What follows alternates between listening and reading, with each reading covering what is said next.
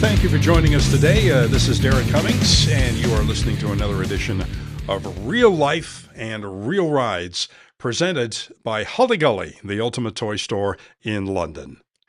So joining us today, we have Danny and Rami, both from Stark Industries. Thanks for being here today, guys. Yeah, thanks. It's a pleasure. All right, so Danny, you've come all the way from Barcelona, Spain. Yeah, that's right. Yeah, And of course, that's where Stark Industries is. Well, they're Swedish, but that's where the head office is. That's where all of the all the techie stuff goes on with the bikes. correct. So, I mean, the company is half Swedish, half Spanish, based in Barcelona. Anton is Swedish, and there we have our factory and most of the team. So the whole marketing team is there, accounting, production, engineering, design, and yeah, I bet lunch is great in the cafeteria.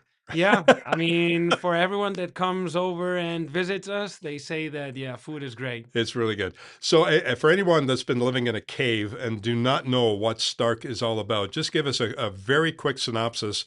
What have Stark Industries introduced lately, and where are we going? What's new? Yeah. So Stark Future is basically the, okay, better. So Stark Future is basically a motorcycle brand, but we are fully electric. And it's kind of like the new vision of the sport, or where we believe it's going to go in the upcoming years. For now, what we have is a motocross bike, an enduro bike, and we just released the SM. Both the enduro bike and the SM are road legal. You can homologate them, you can plate them, you can ride them wherever you want. And so far, the motocross bike, the enduro, and the supermoto are the most powerful bikes within their category. So anyone that does ride motocross right now, if they're used to riding, say, a 450, it doesn't really matter what brand, whether it's a YZ from Yamaha, a CRF from Honda, an RM from Suzuki, or whatever's out there, how does the Stark stack up to those 450s? Basically, the first thing is that it can be a 450, or it can be almost a 600 or a 125, and everything within the same bike, because you can tune the settings and you can adjust how much horsepower you want and how much engine brake. And then riding wise, I would say that it's easier to ride, especially if you've never ridden a motocross bike, considering that with the electric motor, you're not in a need of having a clutch or gears. It's much easier. And then you can adjust. I mean, if you want to still run your foot brake, you can, Mhm. but you can adjust to a handbrake, which already is making life much easier and allows you only to focus on the riding and not think I have to change the gear and I have to be on the right. Yeah. So I have to tell you, Danny, last summer Yeah. at Hully Gully, we did do a demo day out at Okay. Swyona, a racetrack just west of London, Ontario here. The turnout was amazing. We had a lot of people sign up in store and a lot of people that were at the track riding their own dirt bikes that weekend saw us, ripping around on these incredible bikes. And they said, "Hey, can we try?" And we said, "Yeah, sure." So we fit them in. We had a couple of bikes there. And when you sit somebody on one of these bikes for the first time, some of the feedback that we get, because obviously we wanted to make sure that these riders were going to be safe, so we did not let them go out at full alpha mode, as it's Mhm. known, which is 80 horsepower. Is 80 that right? horsepower. So Yeah. tons of power. And so we set it at 50 as a maximum. We kind of asked people, "What are you riding now?" And we gauged the bike to what they were currently riding. Let them go on the track. But the first thing they said to us when they sat on the bike is, "Where's the clutch?" And of course, there is no clutch. That's your handbrake. And the first comment was, "I don't know if I can get used to this." But I have to tell you, after I would say 9 out of 10 guys that took the bike around the track for 3 or 4 laps each, Mm. the first comment when they got off the bike was, "Man, I could get used to that." Yeah. Is that the feedback that you Yeah. get Yeah. from Totally. you? Totally. Totally. And even from our pro riders, the ones that compete with our racing team or independent riders that we have all over the world. But yeah, that's the most common feedback. Thinking about motocross, now if you're getting into a left turn, Yeah, you can brake, yeah, and the same with a right turn, yeah. You don't have to. where You don't have to there's no put your foot down. compromise Yeah, anymore, right? that's right. And then if you're thinking into, going out on into the woods or rocky sections and stuff like this, now you can use your both legs Yeah. and feet to help you out and still brake, with your rear brake at the same time. So if you're stuck somewhere in a steep kind of like trail and you need to brake with your hand, but at the same time your right foot needs to touch the ground, you can do it. Lot of advantages to the handbrake, I Yeah. suppose, over Yeah, over the foot brake. So technique-wise, yeah, Yeah. technique-wise, it's a huge advantage as well because Yeah. your both feet are on the pegs at the right place. You can have the you don't have to move around on the bike. So on a technical standpoint, it's a huge upgrade. And like you said, you just at first it feels kind of weird, but the brains adapt super quick and you get used to it really quick, and it's a huge awesome.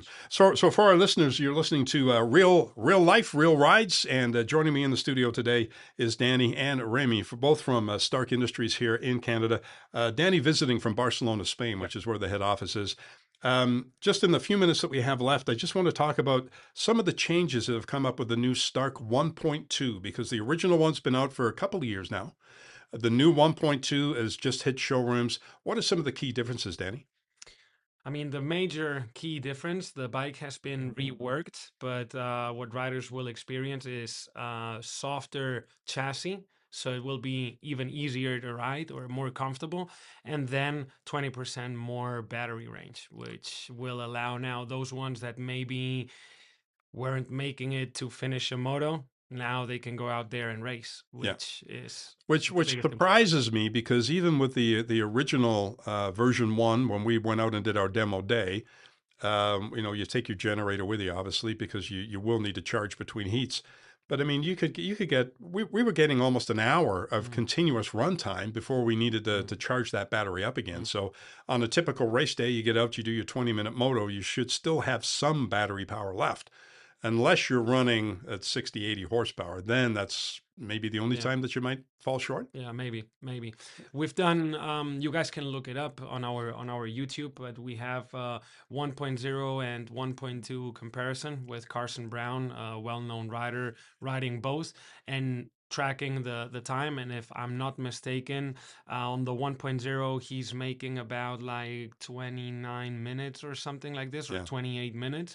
And then with the 1.2, he's around 35, 36 minutes. Okay, so pro races are a 30-minute race, is that right? Yeah. Okay. So Plus 1 or 2 laps, depending on, Yeah. right? Yeah, depending on the series and stuff Yeah. like that. If you look at Canadian Pro National, you're at 30 plus 2 on the race, but most racers, if you do in Ontario, you do AMO, it's going to be like 12, 10 minutes. So it's not really not a problem. And the range is always the question we get asked the most, like, Yeah. how long does it last, And there's no really straight answer on that. The answer I like to give is between 45 minutes and 5 hours, depending on what you ride, Right. who you are, and Yeah. But yeah, I would say for enduro riding, you can get 2-3 hours pretty easily, especially with the new battery. Well, thank goodness for the internet, because you can find anything on Mr. Google. And I've seen so many comparisons and range tests and things like this. If you're interested in a Stark Varg, I encourage you to go and do some research, because you will not find anybody out there that does not like a Stark Varg. They are absolutely incredible. The power, the performance are second to none. The AMO, as you mentioned, and TVR here in this area have allowed the Stark electric bikes to run in the open class. So even if you do want to race against the gas bikes, they do limit you to 50 horsepower, though. They don't want you going over that. Otherwise, 60, I think. 60, a bit of an unfair advantage if you go much more than that, because you'll just destroy the 450s. But I guess it comes down to the rider at some point. Thank you, gentlemen, for being with us today. I really, really appreciate it. Any last words for people listening today? Anything new coming from Stark that maybe you can kind of sneak out and let us, any secrets coming out? I won't tell anybody, honestly. And then Church Car Republic. Yeah, I mean, we have a series on YouTube, Stark Files it's called, and we've already announced that there will be an adventure bike coming soon in the future. And Very cool. yeah, We've got a lot of excitement about the new Supermotos. yeah, Supermotos are arriving to Canada too. And they're due very shortly. Is that right, Remy? Coming soon? Yeah, coming soon before just in time for the season, and same for the Varg EX. There's a lot of demand for those bikes. So if you want to secure one before they're gone, it might be Do it now. yeah. Do it now. It's been Real Life and Real Rides. I'm Derek Cummings, along with Danny and Remy, both from Stark Industries. Thanks, guys, for coming in today. Really appreciate it. Thank you. Pleasure. Awesome.